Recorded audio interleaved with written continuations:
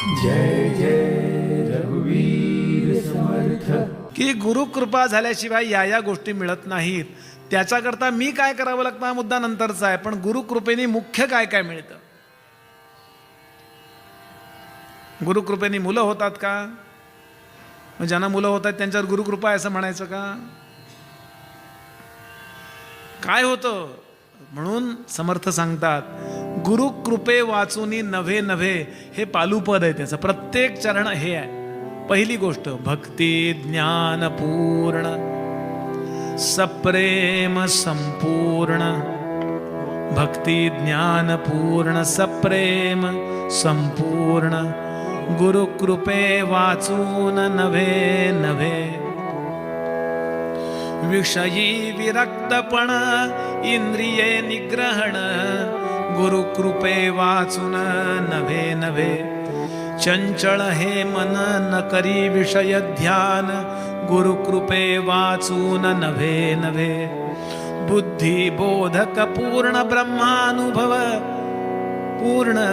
बुद्धी बोधक जाण ब्रह्मानुभव पूर्ण. गुरुकृपे वाचून नव्हे नव्हे.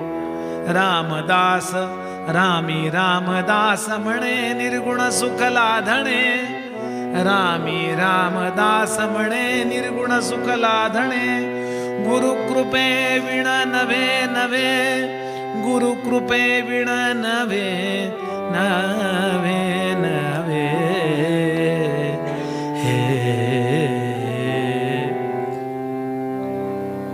सद्गुरूंची कृपा होते आणि कृपा झाल्यानंतर जी पूर्ण कृपा होते त्या पूर्ण कृपेमध्ये महत्त्वाची गोष्ट साठवलेली असते. आपल्या अंतःकरणामध्ये भक्तीचा उदय होतो, ज्ञानाचा उदय होतो. ज्या वेळेला जे पाहिजे त्याचा उदय होतो. समर्थांनी वर्णन केलंय ना, रामाकडे बुद्धी दे रघुनायका म्हणतात. म्हणजे मला योग्य ते सुचव. कारण सुचणं हा कर्माचा आरंभ आहे. देह नंतर कर्म करतो, वाणी नंतर कर्म करते. पहिल्यांदा आपल्याला सुचतं. सुचण्याला विशिष्ट काहीतरी स्फुरण लागतं. त्या स्फुरणाला दिसायला, ते स्फुरण दिसायला काहीतरी योग्यता लागते. त्याचं आपण ज्या भागामध्ये आहोत त्या भाषेमध्ये कन्व्हर्जन करायला ज्ञान लागतं. आणि मग प्रकटीकरण करतं ते कर्मेंद्रिय किंवा ते ज्ञानेंद्रिय. हे अगदी प्रत्यक्षात प्रकट झालेली गोष्ट आहे. पण स्फुरण, या स्फुरणाच्या ठिकाणी गुरुकृपा आहे. आणि जसं कंदिलाचा प्रकाश, कंदील नावाचा गोष्ट पूर्वी होती ना, कंदील आहे की नाही माहिती आहे ना कंदील. आता काही वर्षानंतर मला ते बहुतेक डेमॉन्स्ट्रेशन करता कंदील न्यायला, याला कंदील म्हणतात. पण अजून 50-60चे ओलांडलेले लोक असल्यामुळे मला काही फार सांगायची गरज नाही. पूर्वी कंदील साफ करण्याचा एक विषय असायचा बघा. घरामध्ये बोरिंग असायचा जरा तो. काही वेळा आम्हाला इंटरेस्टिंग वाटायचं, हे कंदील साफ कर रे. कारण कंदील साफ करताना काच लागायचीच बऱ्याचदा. फुटलेली असेल ना थोडी तर आलं रक्त. पण तेव्हा ते काही वाटायचं नाही. लगेच त्याला धूळ लावायची आणि विषय मिटवायचे. आता लगेच त्याचा इतका इश्यू करतात, एवढंसं काही लागलं की. असो, हां, किती वेळा काय काय लागायचं. माझे तर सायकल चालवताना इतक्या वेळेला गुडघे फुटलेले आहेत बरं का. काही नाही, घरी सांगायचं नाही. घरी जर सांगितलं ना मला लागलंय की फडा फडा फडा कान पडत पडलासच कसा. आता एवढंच लागू द्या की किती धावपळ घरातल्या लोकांची. मेलय का काय पोरगा असं वाटतं. जय, रागवू नका, जरा जरा कठोर बोलतोय मी. असं आपले होते की नाही आई वडील सांगा जरा, म्हणून आपण स्ट्रॉंग झालो. असो, गंमत करतोय बरं. लगेच मी काही कोणाच्या विरुद्ध बोलत नाही आहे आणि कोणाचा द्वेषही करत नाही आहे. तर ते कंदील साफ करायचे, वाती साफ करायच्या, त्याला आलेली काजळी काढून टाकायची. काही वेळा कसं आतमध्ये ते रॉकेलमध्ये कचरा झाला ना तरी ते फटफटतो कंदील, असा ठक ठक ठक ठक होतो, मग तो चालत नाही बरोबर. ते सगळं स्वच्छ करायचं आणि कंदील असा व्यवस्थित ठेवायचा आणि मग तो लावायचा. कारण लाईट जायचे ना, दिवे जायचे. आमच्याकडे MACB म्हणजे महाराष्ट्रामध्ये MACB, तुमच्याकडं काय आहे माहीत नाही मला.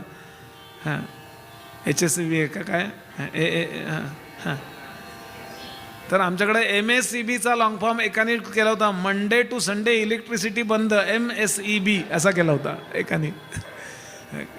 आता बदलला आहे का, गेल्या 15 वर्षात लाईट जातच नाही आहे. तुम्हीच काही प्रॉब्लेम केला तर, किंवा काही काम चालू असेल तर, बरं का. असो, म्हणजे चांगलं सरकार आहे. आणि 11 चाललं आहे सध्या आमच्या महाराष्ट्रात, 1 आणि 1, एक केंद्र सरकार, एकावर एक, असं आहे. असो, तर सांगायचं कारण काय, तो दिवा लावला, नीट ऐका दृष्टांत, तो दिवा लावल्याबरोबर आतल्या त्या अशी एवढी एवढी असते बघा वात, ती कंदिलाची वात अशी आडवी असते एवढी, त्याचा प्रकाश सगळीकडे व्यवस्थित फाकायचा. काजळी जोपर्यंत आहे ना तोपर्यंत तो कंदील व्यवस्थित प्रकाश देत नसे, कारण काचेवर काजळी आहे. तसं सगळ्या विश्वाचा गुरु परमात्मा आपल्या आतमध्येच बसलेला आहे. त्याचं जे स्फुरण आहे ते जो सुचवतोय, त्या सुचण्याकरता जे कंदिलाची काच जशी साफ व्हावी लागते, तसं बुद्धी, मन, प्राण आणि ज्ञानेंद्रिय कर्मेंद्रिय साफ व्हावी लागतात. म्हणजे बरोबर तो गुरुचा प्रकाश, आत्म्याचा प्रकाश बाहेर पडतो. म्हणजे याचा सरळ अर्थ असा आहे, आत्ता जे उपरोल्लेखित इथे वर्णन केलेलं आहे की माझ्यावर गुरुची कृपा नाही आहे, असं जर कोणी म्हणत असेल तर सरळ आहे, माझी कंदिलाची काच साफ नाही आहे.